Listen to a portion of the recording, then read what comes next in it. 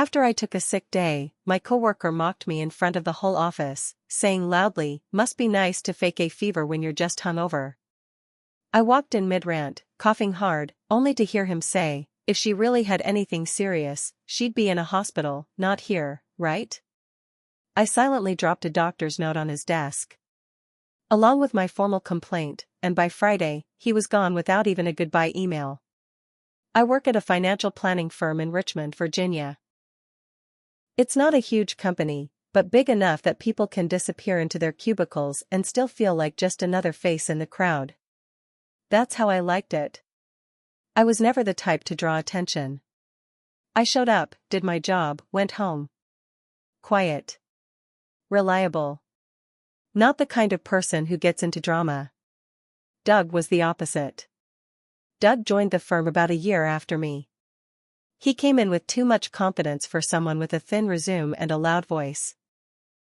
He was tall, always leaned too far into your space, and had that smug, cocky energy like he thought he was everyone's favorite. He laughed too loud.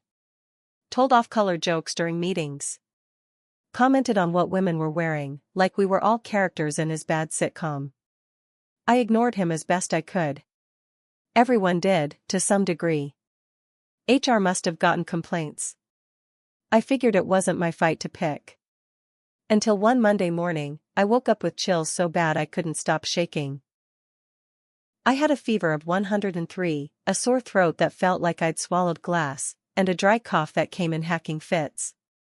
I took a home COVID test, negative. Called my doctor and got in that afternoon. He said it was a nasty upper respiratory infection. Told me to stay home, rest, fluids, and for the love of God, don't go infecting your coworkers. So I did the responsible thing. I emailed my manager, attached the doctor's note, and stayed home Monday and Tuesday. By Wednesday, I still felt like crap, but I didn't want to push my luck with time off. I didn't have a ton of PTO left. So I dragged myself in. My throat was still raw. My eyes were puffy. I had Vicks under my nose and tissues in every pocket. I got there just before 9 a.m. and stopped in the break room for tea. That's when I heard my name. Doug's voice. Loud. Like always. Must be nice to fake a fever when you're just hungover. Laughter. I couldn't tell whose. Then he said, even louder, like he wanted to make sure everyone heard, "If she really had anything serious, she'd be in a hospital, not here, right?" I froze. I wasn't even in the room yet. I was around the corner. He hadn't seen me. But the others had. A few of them went quiet when they spotted me. I walked in, slowly. Still coughing, still miserable. Doug's back was to me at first. He was standing near the microwave, stirring something in his mug. A couple of our junior analysts were at the table, not laughing anymore. He turned. Smirked. Like he'd just gotten caught with his hand in the cookie jar. "Morning," he said, too chipper. I didn't respond. I walked straight to the counter, pulled out the 2 papers I'd printed at home that morning, and placed them right in front of him. A signed doctor's note. And my formal HR complaint. He looked down. His face changed, just for a second. Then he looked up at me, that fake grin flickering. I said, loud enough for the others to hear, "You might want to get that checked out." "That thing growing in your mouth? Looks like it's spreading." Then I turned and walked out. Thursday was quiet. Doug didn't speak to me. Barely made eye contact. He was quieter than usual in the morning meetings. Friday, he was gone. I mean gone. Desk cleared out. Chair pushed in. No goodbye email. No explanation from HR. Just disappeared. People talked, of course. I didn't have to say anything. Word spread on its own. I wasn't the first person he'd messed with. Just the first one who fought back hard enough to get noticed. By the next Monday, the mood in the office had shifted. People were polite, but something was off. I noticed it during our morning sync, less laughter, fewer side conversations.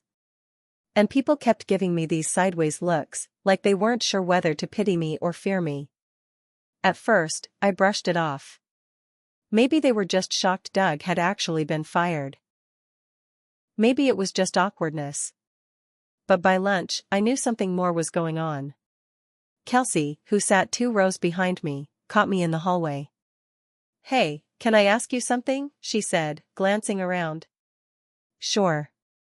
She leaned in, whispering, "Did you really file a complaint?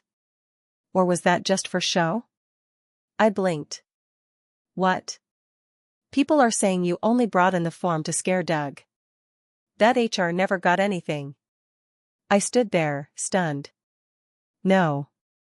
I filed it. I sent a copy to HR and CC'd my manager." She raised her eyebrows. "That's not what he told people before he left." That's when I realized Doug hadn't gone quietly. Apparently, before clearing out his desk, he told a few coworkers that I'd faked the complaint and the doctor's note, said I was trying to play victim to get him fired. Claimed it was office politics. Said I'd made the whole thing up because I didn't like his sense of humor. And some people believed him. Not everyone, but enough. People I'd smiled at in the kitchen. People who used to ask me for help with reports. Now, they kept their distance. I'd gone from invisible to the subject of every whispered hallway conversation. Then the email came. Friday afternoon, I got a message from Trisha, my manager. She wanted to meet Monday morning. HR would be joining. No context. Just a subject line, follow-up discussion. My stomach dropped.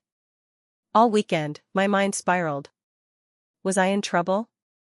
Did they think I'd lied? Could Doug have turned this around on me somehow? It wouldn't be the first time a man got caught and then twisted the story. Monday came fast.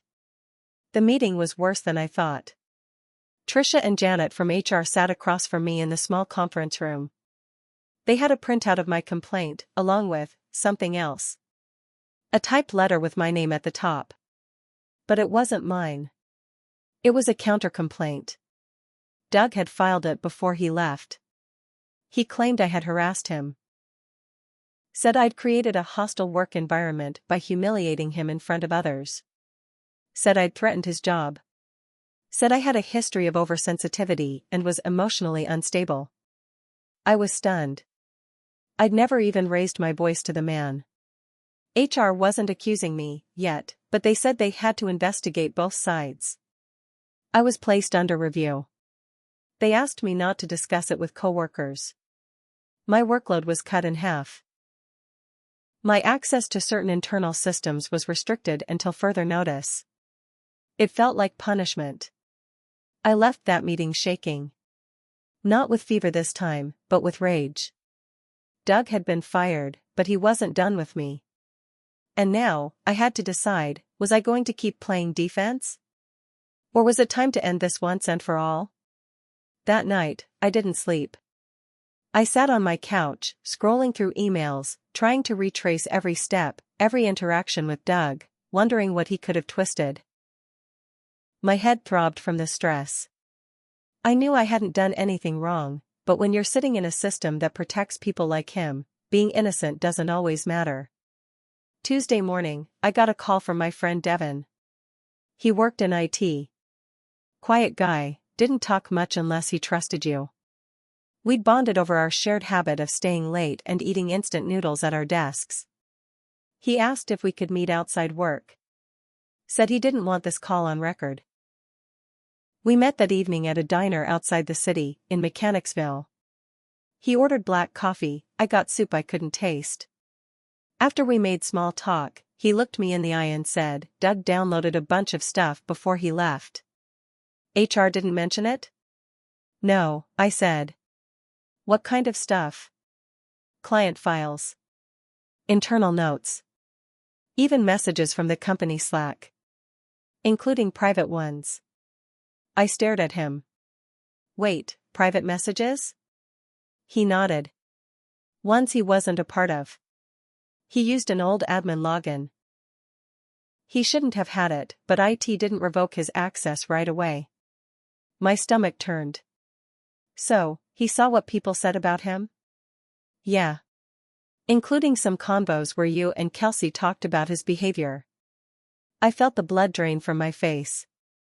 And he used that in his complaint? I don't know. I flagged it to IT, but they're burying it. Said it would complicate things. HR's pretending they didn't see anything. I sat back, stunned. So he illegally accessed company data. And I'm the one under review? Devin leaned forward. Look, I'm not supposed to tell you this. But you need to fight back. Don't wait around for HR to do the right thing. How? He pulled a USB from his coat pocket and slid it across the table. This has logs. Screenshots. Timestamps. Everything from the night before he left. I stared at it. Devin, are you sure? He nodded. He screwed with the wrong person. Just promise me one thing. What? Burn him down clean. No shortcuts. No mistakes. I didn't sleep again that night. But this time I wasn't scared. I was planning. Doug thought he could ruin me, even after getting fired. He thought HR would fold. That I'd crawl away quietly. But what he didn't count on, what men like him never count on, is what happens when someone like me finally stops being quiet. I didn't want revenge just for me. I wanted to expose him. Make sure he couldn't do this to anyone else. And I knew exactly where to start. The next morning, I didn't go into the office. I took a sick day, this time not because I was ill, but because I needed space to do what had to be done. I spent the morning organizing everything on that USB. Devin had labeled each folder. One was full of email download logs, timestamps showing Doug accessed sensitive files he had no right to touch. Another had screen captures of Slack conversations he wasn't a part of. The final folder had a detailed timeline of what Doug accessed and when. I created a full report. Attached the logs. Labeled every page. And then I added something extra, copies of the private messages Doug had stolen. I added my own notes, explaining how they'd twisted those conversations into false claims in his complaint. It was clear. It was solid. It was undeniable. And then I did something I never thought I'd do. I skipped HR. I sent everything directly to our company's general counsel, top legal officer. I copied Trisha. I even copied Janet from HR. The subject line read, Security breach and retaliation, immediate review requested. I hit send. 2 hours later, my phone rang. It was Trisha. She didn't sound angry. She sounded panicked. Where did you get all this? She asked. I have friends who still believe in doing the right thing, I said. She paused. You understand this puts us in a legal bind. There will be an investigation. I hope so, I said. Because I'm not just sitting here while he tries to ruin my name. You wanted a quiet fix. That's over. Click. By the next week, the tone at work had completely flipped. HR cleared me officially. The investigation into me was closed, quietly. No apology, of course. Just a cold email saying your review period is complete. But that wasn't the end. The legal team escalated everything to corporate. Turns out Doug had taken client files too, sensitive, confidential material. And not just for petty revenge. He had sent a few of those files to a recruiter, hoping to leverage them into a job at another firm. That crossed a serious line. A criminal one. I found out through Devin that Doug was arrested. Not right away. But a few weeks later, federal charges were filed. Wire fraud. Data theft. Violation of client privacy laws. Doug tried to play the victim card again, claimed it was all a misunderstanding, said the files were just backups. Nobody bought it. He lost everything. The new job offer? Gone. His license to practice finance? Suspended. Legal costs? Through the roof. His name? Ruined. As for me, my name got cleared. But something stayed broken. I'd liked being quiet, invisible. But I realized that's what made me an easy target. So I started speaking up. I joined the Employee Conduct Committee. Pushed for policy changes. One of the first ones that passed? All admin logins now get revoked within 10 minutes of an employee being terminated. That's because of me. And Doug? The last I heard, he moved out of Virginia. Tried to start over somewhere in Ohio. But Google never forgets. One search, and his name brings up words like breach of trust and termination for misconduct. Some people say revenge is best served cold. I disagree. Sometimes, the best revenge is the kind you deliver with evidence, names, timestamps, and a smile when you drop it all on the table. Because he was right about one thing. If I'd really had something serious, I wouldn't just be at work. I'd be bringing someone down. And I did.